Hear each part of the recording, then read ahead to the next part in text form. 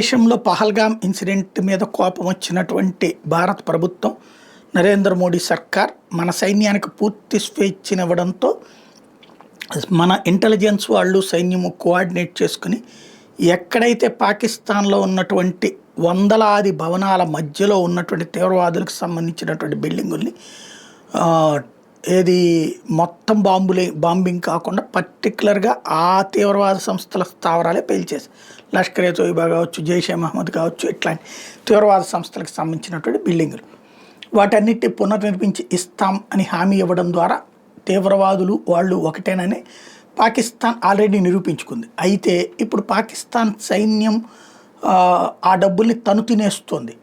ఇప్పుడు ఏం చెప్తోంది తీవ్రవాద సంస్థలకి, మీరే విరాళాలు వసూలు చేసుకోండి అని చెప్తోంది. దాంతో ఇప్పుడు జైషే మహమ్మద్ వాళ్ళు క్రౌడ్ ఫండింగ్ చేస్తారని అడుగుతున్నారు. అంటే ప్రపంచంలోని ఇతర దేశాల్లో ఉన్నటువంటి వాళ్ళందరూ వాళ్ళకి డొనేట్ చేస్తే జైషే మహమ్మద్ తీవ్రవాద సంస్థని మళ్ళీ బిల్డింగ్ కట్టుకుని దాని ద్వారా భారతదేశంలోకి తీవ్రవాదులు పంపిస్తారనమాట. మేబీ భారత్ నుంచి కూడా విరాళాలు వెళ్ళొచ్చేమో, లేదా భారతీయులు ఇతర దేశాల్లో సెటిల్ అయ్యి ఉద్యోగాలు చేసుకుంటున్న వాళ్ళు కూడా విరాళాలు ఇవ్వచ్చేమో. ఎందుకంటే ఇప్పుడు మత పిచ్చ ఆ రేంజ్లో పెరిగిపోయింది, హిందుత్వం మీద ద్వేషం ఆ రేంజ్లో పెరిగిపోయింది.